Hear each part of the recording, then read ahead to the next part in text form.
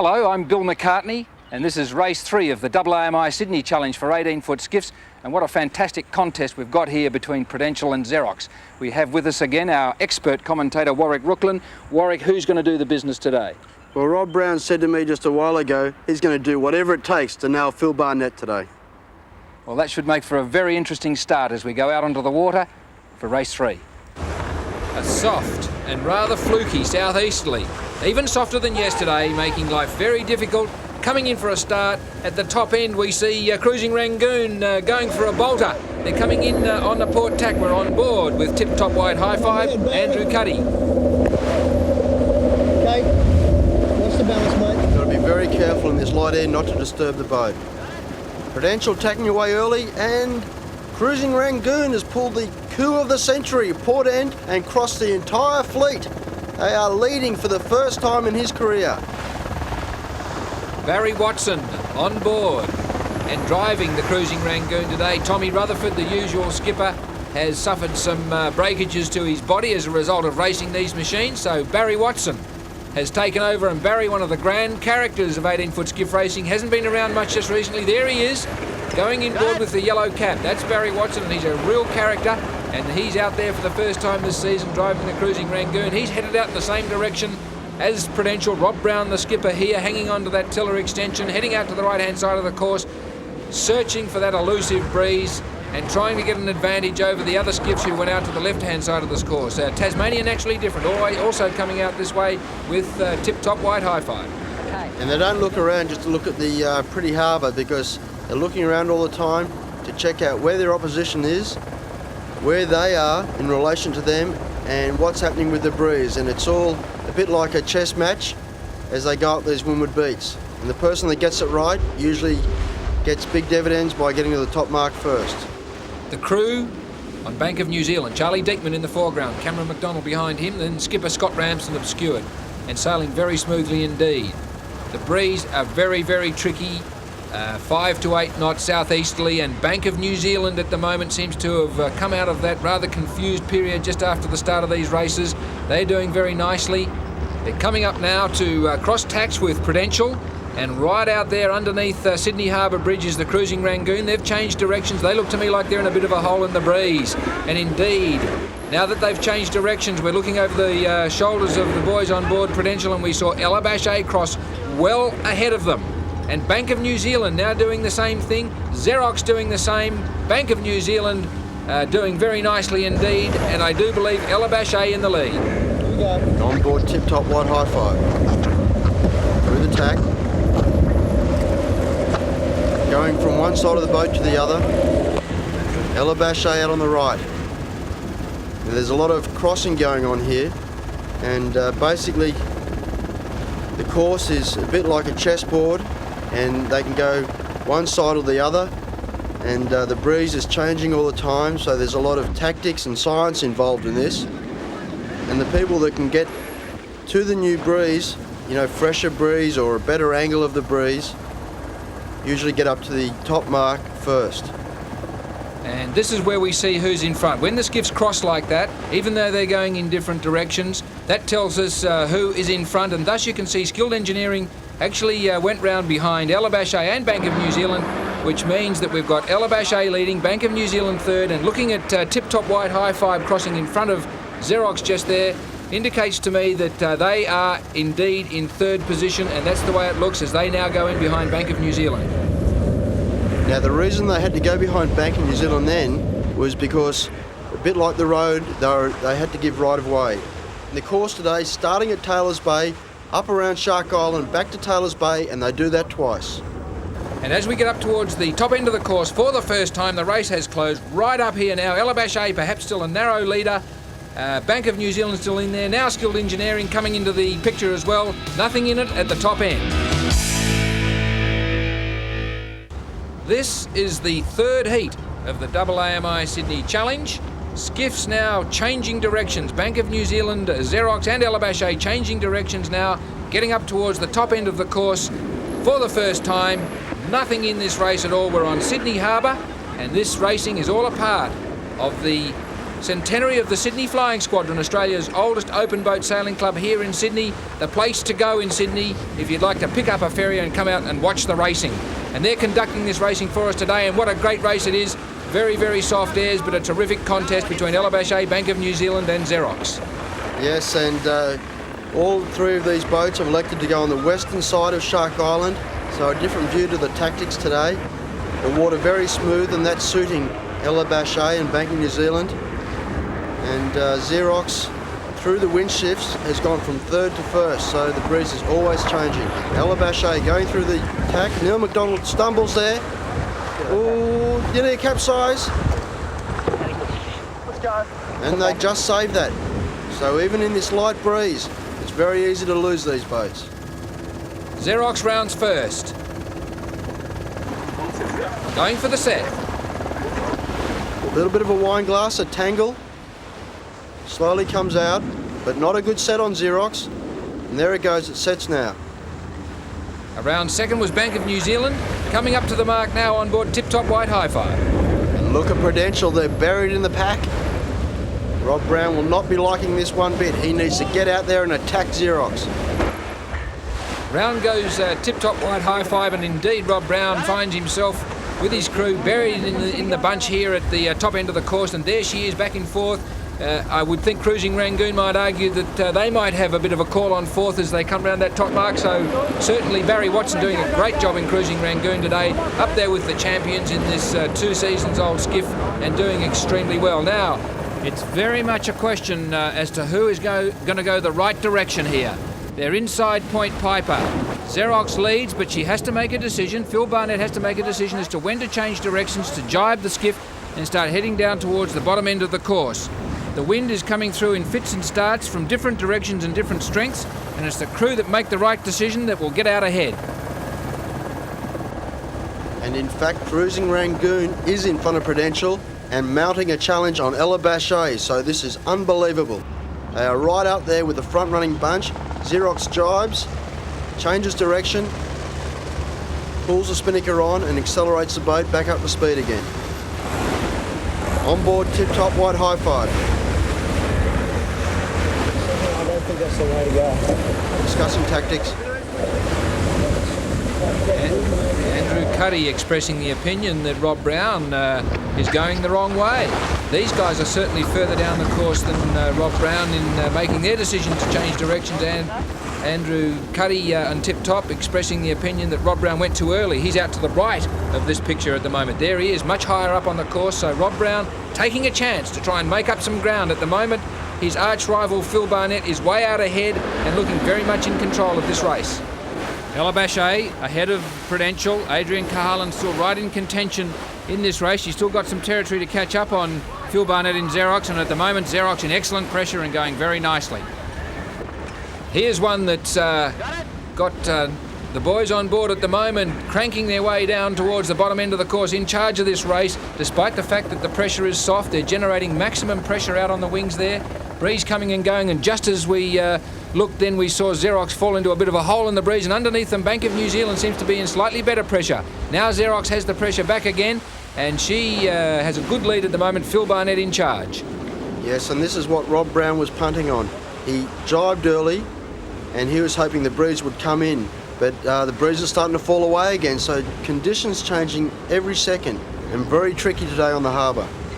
In the background, Elabache in good pressure, fully extended. Now Xerox gets a gust, and that's what you see when they get a gust. They're driven down lower on the course and they accelerate very, very quickly. And Dave Ewings in the bow of Xerox working the spinnaker. See him pulling on that sheet, bending his knees to get the leverage necessary to be able to pull that sail on. Now going for the spinnaker drop. So the breeze has changed angles and they are struggling, and Cruising Rangoon may have moved up into second place. This is the highest they've ever been. And Xerox going for a nice clean early drop, and they're getting that away, ready for the windward beat. In behind them, Elabache charging on down the line, taking a risk here. Now they go in. Neil McDonald pulling around the sheet. Craig Ramsden releasing the halyard that attaches it to the top of the mast. Xerox rounds the bottom mark in first position. And coming up in second position, would you believe, the Cruising Rangoon Restaurant. Prudential rounds the bottom mark in fifth position with 1 lap to go, but there's been a huge change out there. It's the Ormonston, a massive ship coming down the harbour, and Xerox tacks to go with the ship. The ship is coming from the hedge going up towards Sydney Harbour Bridge. There she is. She is like a great big moving block of flat. She's going to block the breeze now. How do they tackle this? Well, we've talked about the traffic. We've talked about the traffic on the harbour, and this is exactly what they don't want. Xerox, which is leading, is going to move along about the same speed as this big moving cliff, which will block the breeze. And if they can't get around in front of them, they're in big trouble. There's the ship in black. Now Prudential rounded the bottom mark. She's going to clear the rear end of that ship without too much trouble, so it shouldn't interfere with Prudential too much. Xerox in white, tracking along with it, and I would have thought getting deeper and deeper in trouble as she continues to try and outrun the ship. She's going along. Her hope is she can get out ahead of them and then tack and go in front, which in itself looks to me like a fairly risky exercise. Mate, they're going further and further into a big dark hole. And we talked about Lady Luck, and Lady Luck has just deserted Phil Barnett and may have just shone on Rob Brown. So over to the left, Rob Brown has cleared, or is about to clear, the rear end of this ship. He started about 3 minutes behind Xerox at the bottom mark. Now Xerox tacks. Xerox was comprehensively leading this race. Bank of New Zealand over on the left also caught in behind the ship. She tacks also, but look at this. A great big wind shadow. Xerox is parked. Yep, this is a mobile parking lot, and Xerox has just bought a ticket because they're in big trouble. And out to the left, the other boats that rounded a little bit later have got the breeze and are powering up the windward beat, and the breeze just goes around in circles behind these big vessels, and that's why Xerox has changed direction. And Prudential, a new leader from about 4th to 1st with 1 ship.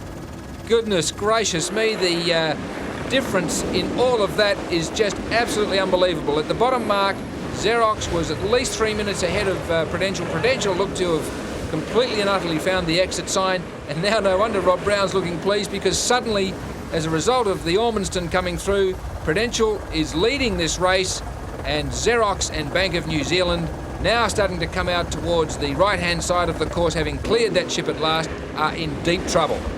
Yes, and it just shows you how you've got to plan a long way ahead, because it's tough. It's a tough call, but if Phil Barnett and his boys were looking around a little bit more, perhaps they would have seen the ship coming and could have acted accordingly.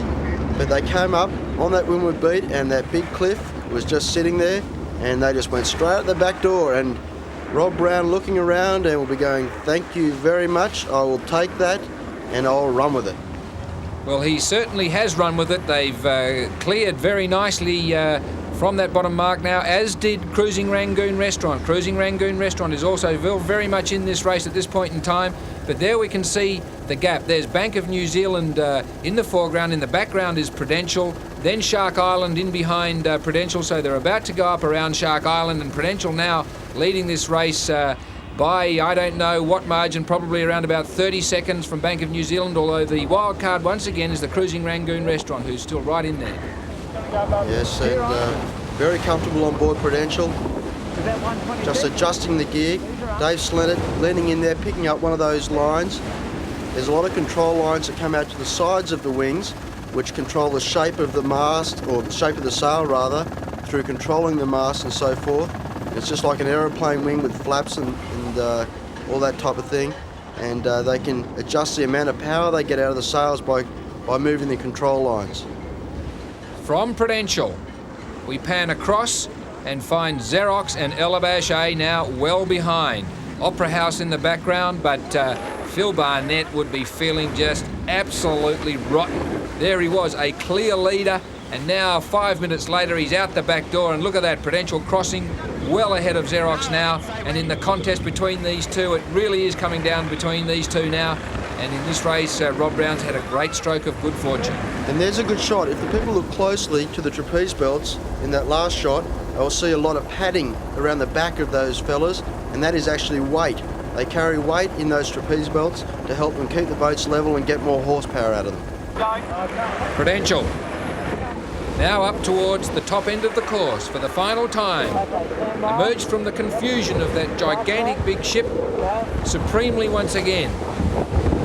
attacking now, changing directions, will round that top mark and set the spinnaker, that gigantic big extra sail, to drag them off down the course to the finish line. Dave Slennett opens the spinnaker bag. Chris Harmson in. And in a most coordinated fashion, they pull that spinnaker up to the top of the mast and pop, out she goes, still coming up, Xerox and Elabashe.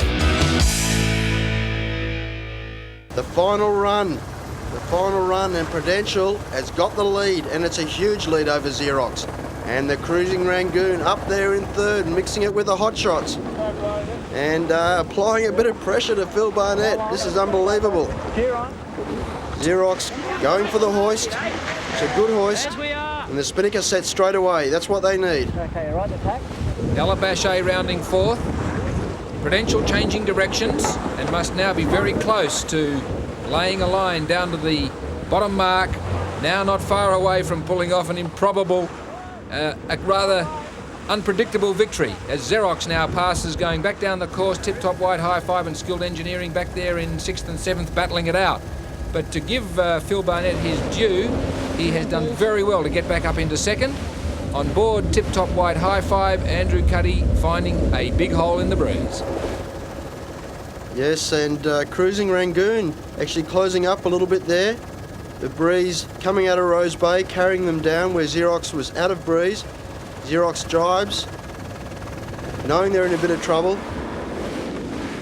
Barry Watson skippering the Cruising Rangoon to her best performance of this national circuit so far. And he is a very, very capable, if somewhat unpredictable, sailor of 18-foot skiffs, but very pleasing to see him back out there again.